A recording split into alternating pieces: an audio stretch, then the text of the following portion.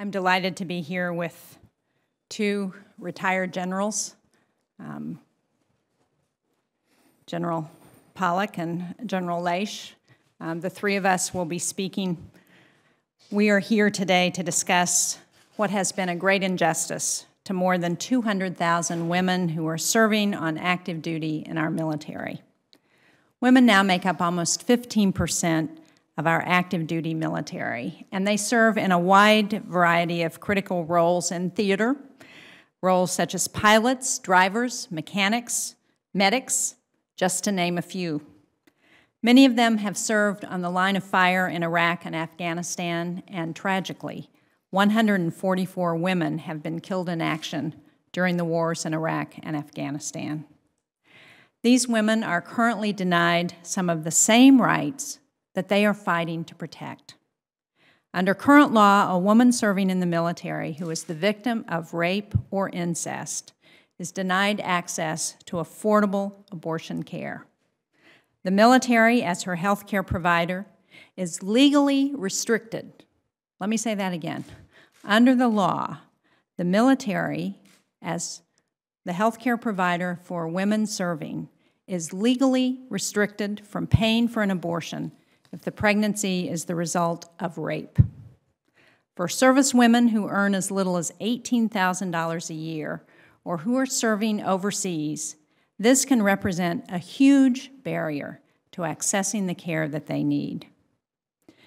One story that I have heard that has been public was from a soldier named Jessica Kenyon.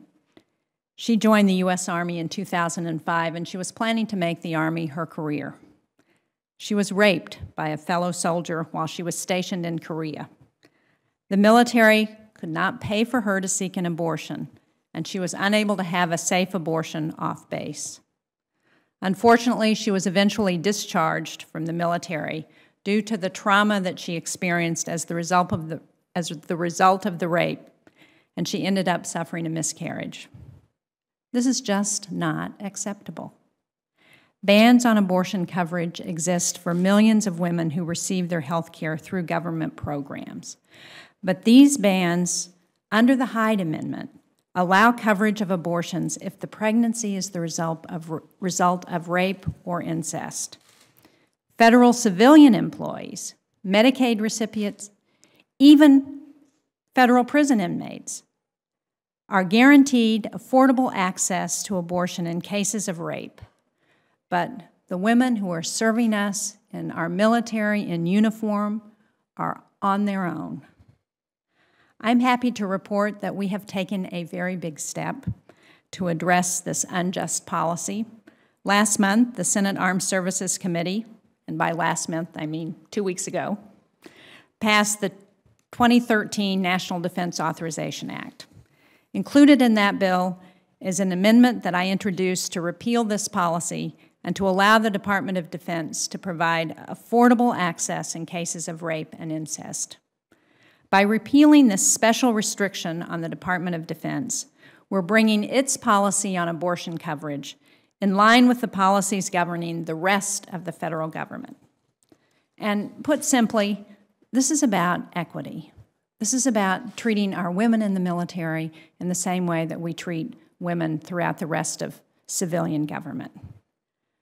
There is no one more equipped to address this issue than the two generals who are standing with me today, retired Army Major General Dennis Leish and retired Army Major General Gail Pollock.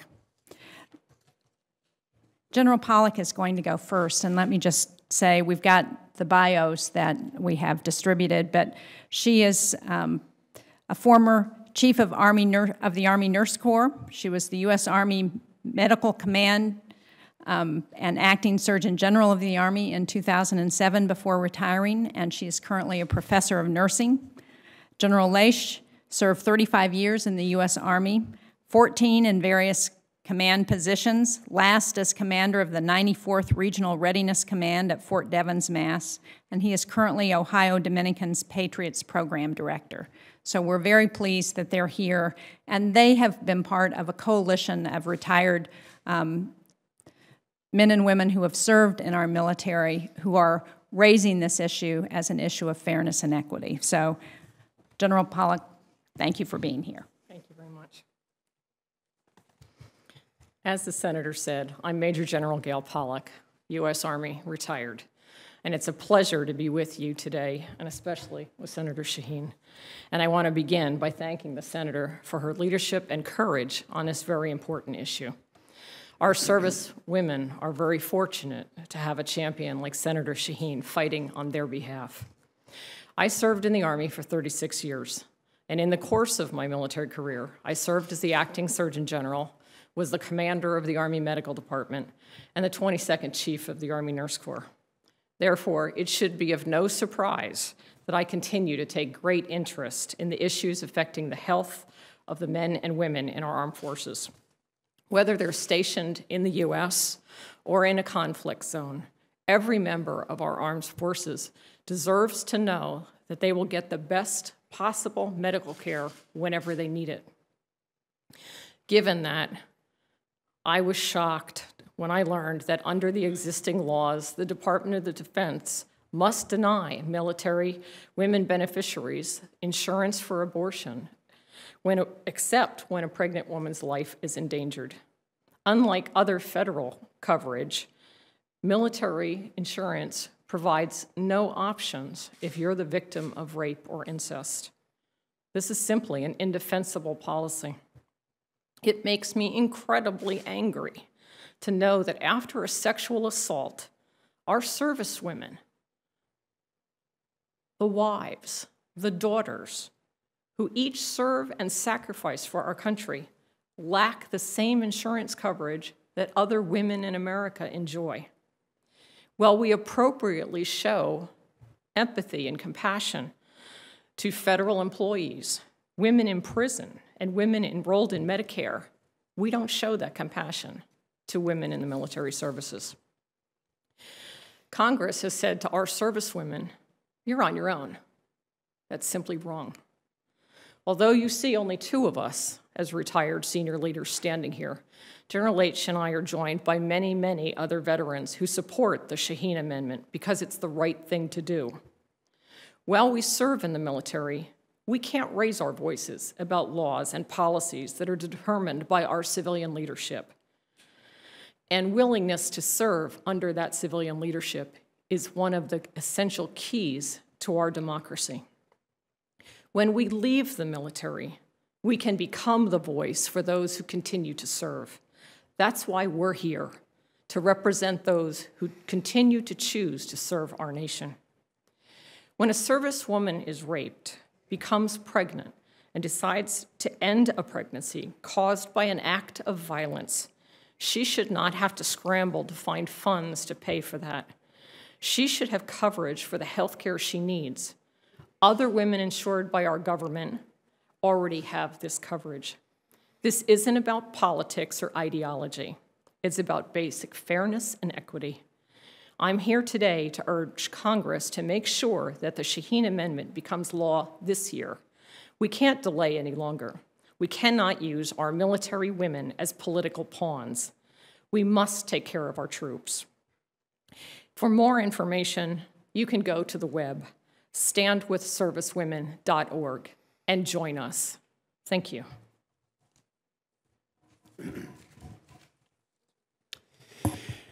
Good morning. I'm Major General Dennis Leitch, United States Army retired. I too want to thank Senator Shaheen for her leadership on this issue. I served for more than 35 years in the United States Army.